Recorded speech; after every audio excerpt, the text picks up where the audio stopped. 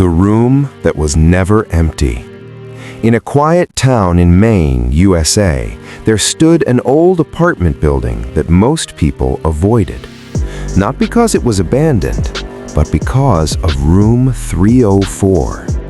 The room was always locked, and yet never empty. The arrival. Laura Bennett arrived in town running from her past. She was quiet, exhausted, and desperate for a fresh start. When she found the apartment, the rent was unbelievably cheap. The landlord hesitated before handing her the keys. "There's only one rule," he said softly. "Never open room 304 at night." Laura nodded. She didn't ask why. The first night. At exactly 2:47 a.m., Laura woke up. The room felt cold. She heard breathing, slow, close, but she was alone. Then a whisper crawled along the wall. "Are you trapped here too?" Laura sat up, screaming. The sound came from the hallway, from behind the door of room 304. The truth about the room. The next morning, Laura searched town records.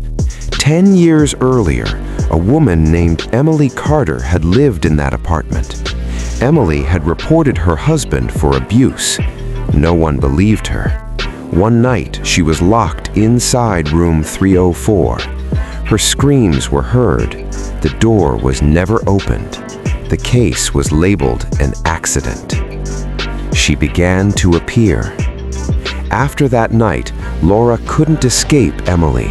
She saw her reflection in mirrors, standing behind her in windows, sitting silently on the edge of her bed.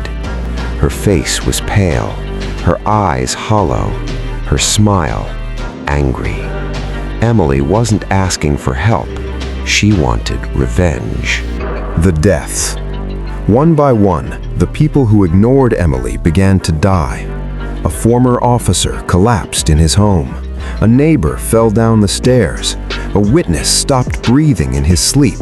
No signs of violence, only fear frozen on their faces. Laura knew the truth. The room was finishing what it started. The door opens. One night, Laura couldn't take it anymore. She stood before room 304. Her hands shook as she turned the handle. Inside stood Emily, smiling. "You're free now," Emily whispered, "but I never will be." The door slammed shut. The disappearance. The next morning, Laura was gone. No signs of struggle, no goodbye. Room 304 was locked again. The ending. The apartment still stands.